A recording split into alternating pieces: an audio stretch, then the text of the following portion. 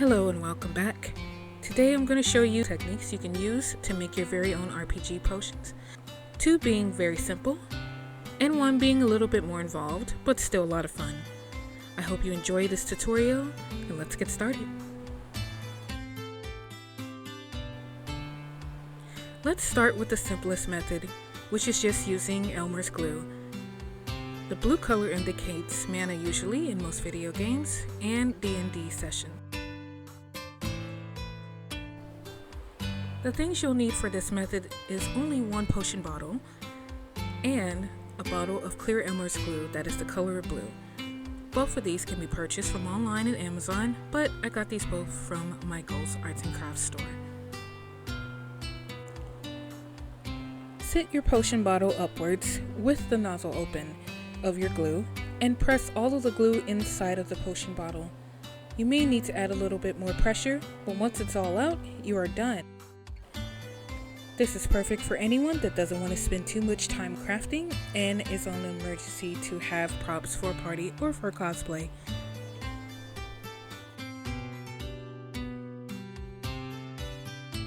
We'll do the second method now, which is just water and food coloring. For this method, you'll be needing 1 potion bottle, 1 case of food coloring. We'll be using green for stamina, 1 cup of water, and a pair of gloves of your choice. Set your potion bottle down and take the cup of water and carefully pour it in. It helps if you have a funnel, but since I'm doing it freehand, I'm very confident that I won't spill it over. Then take your food coloring and only add 1 or 2 drops.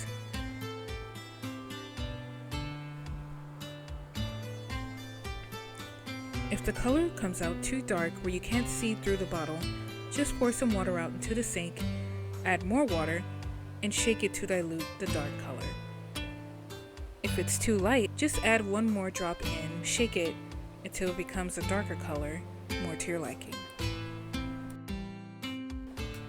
And you're finished. Make sure the top of the potion bottle is tightly sealed.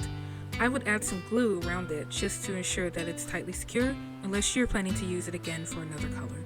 And last but not least, we'll be using the advanced technique, which is the epoxy resin method. For this project, you'll need resin pigment dye, the color red, a mixing source. I like using a plastic knife because it mixes well for me. Epoxy resin, I'm using Easy Cast, which is from Amazon, a glass potion bottle, mixing cups, and that's it.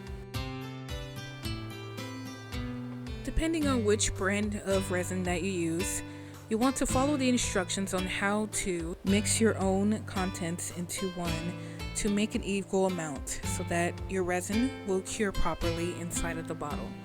I'm using Easy Cast, so this typically would use equal amounts of the hardening and the resin.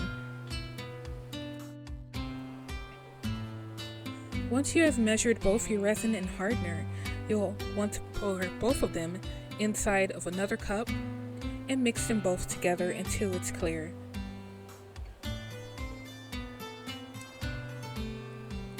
The resin package I used was about 8 ounces, so I didn't really need to measure, but it's very important to still scrape out all of the contents of each cup into the cup you're using to mix so that it can cure properly. I should mention that I was not able to show me mixing the resin in good enough, reason being because I am left-handed, so it'll probably hover over the entire mixture, but I'll just assume that everyone knows at this point that your resin mixture should be clear and should be no bubbles in sight. If there are bubbles, just let them rise on its own and come right back to it.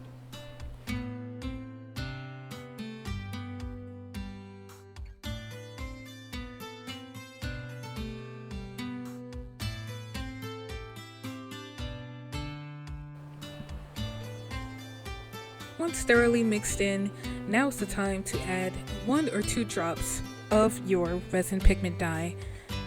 I know it looks pinkish, but it's actually red. I tried very hard to get the contrast to be where I wanted it to be, but it wasn't working out.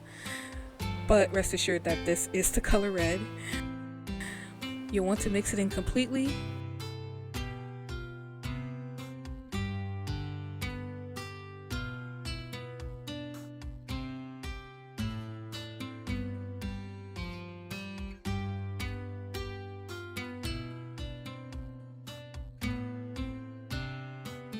And then once you're done, you're going to pour that mixture inside of the bottle carefully. This would have been great to use a funnel for this tutorial. If you have one, that's wonderful. If not, I would just make sure that you pour everything in without making any mistakes, because this stuff is really sticky and hard to clean off if you were ever to miss any spots.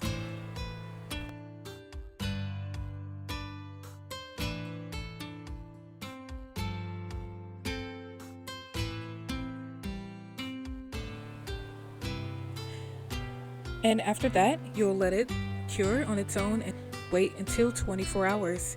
It could take less than that. I noticed that when I pour resin inside potion bottles such as these, it actually cures less than 24 hours. Could depend on whichever brand you use.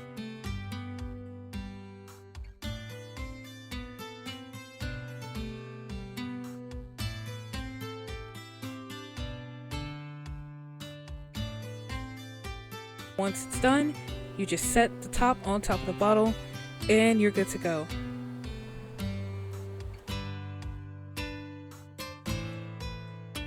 And there you have it, 3 ways to make your own RPG potion bottle. I hope you enjoyed this, and I hope you use it for an event, a cosplay, maybe a party, or just to have it. I hope you'll check out the rest of my content. Let me know what you think about this video, and also check out all the other cool stuff I have in the description below. Thank you.